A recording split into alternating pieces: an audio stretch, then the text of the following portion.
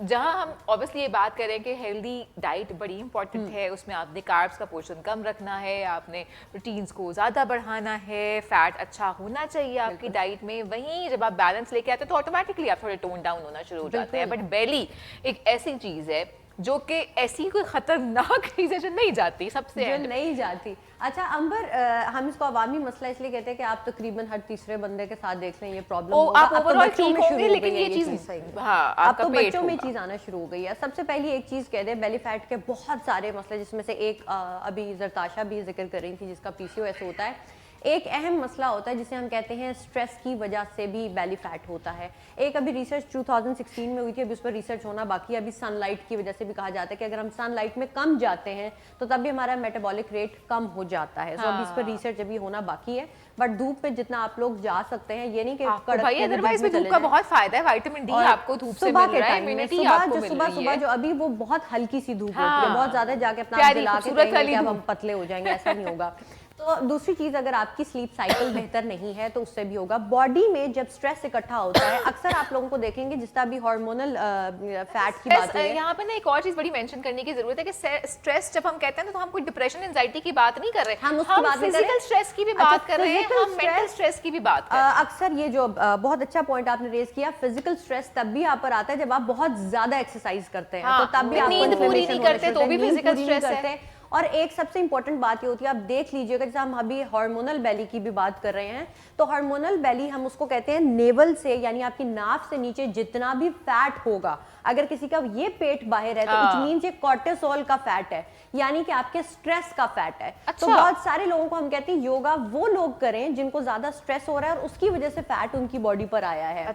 अगर तो आपको हार्मोनल इम्बैलेंस किसी और वजह से हो रहा है तो फिर हम आपको योगा कराते जाए और आप डाइट ना करो तो फिर वो असर नहीं करेगा। अच्छा सदाफा, एक और भी है ना, ये तो आपने बड़ा इंपॉर्टेंट पॉइंट रेज किया है कि आपका बेली से, नेवल से जो नीचे का फैट है वो कोर्टिसोल का फैट है।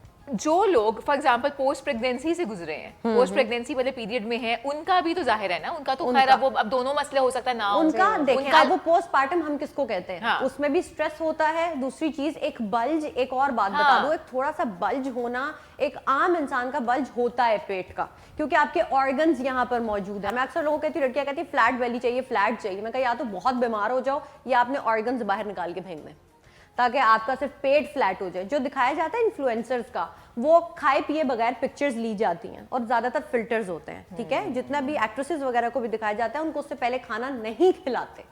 तो ये थोड़ा सा इस चीज का ख्याल रखें, जब आप थोड़ा सा खाना खाते हैं तो ये बल्ज एक आता है, ठीक है। बट हम उसकी बात करें जो अजीब सा है, जो ब्लोटेड पेट और जो खवातीन जिनकी आप बात कर रही हैं, जो पोस्ट सर्जरी वाला पेट, हाँ वो भी एक पेट होता है, वो सैग कर जाता है। उसका एक सबसे बड़ा एक प्रॉब्लम ये होता है कि जिसे हम एब्स कहते हैं, आम जबान में समझाऊंगी। बेबी जब ग्रो करता है आपके पेट में तो आपका जो एब्स वाला एरिया होता है वो स्प्लिट होना शुरू हो जाता है, और अगर वो एक टाइम से पहले वापस नहीं आएगा, उसको चेक करने का यही तरीका होता है कि आप लेटेंगे और अपनी 3 फिंगर से अपनी नेवल पर हाथ रखेंगे। अगर तो आपकी नेवल तक इतनी फिंगर जो आराम से आपको लग रहा है कि गायब हो गई हैं, इट मींस आपका वो स्प्लिट वापस नहीं आया।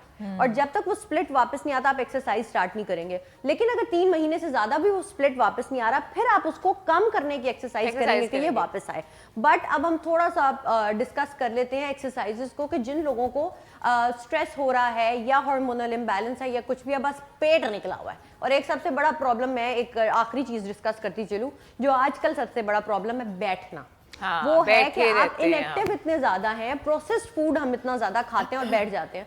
मैं अक्सर कहती हूँ कि आप फोन कॉल ले रहे हैं ना, तो आप चले फिरे। मुझे बहुत सारे लोग कहते हैं तुम आराम से क्यों नहीं बैठ सकती फोन कॉल लेते हुए। हम लाइक उस दौरान भी चलना है, ये साइको होना नहीं है। ये हम इसलिए करें, इंपॉर्टेंट है बिकॉज़ आपकी फिजिकल एक्टिविटी होती रहे, आदत और अपना लैपटॉप या कुछ भी, अब तो ये ट्रेंड चल गया है कि आपके पास ऐसा डेस्क होना चाहिए जो इतनी उसकी हाइट हो, आप इस पर लैपटॉप रख के ऑपरेट करें, ताकि आप बैठ कर ऑपरेट ना करें, जिनकी डेस्क जॉब भी है।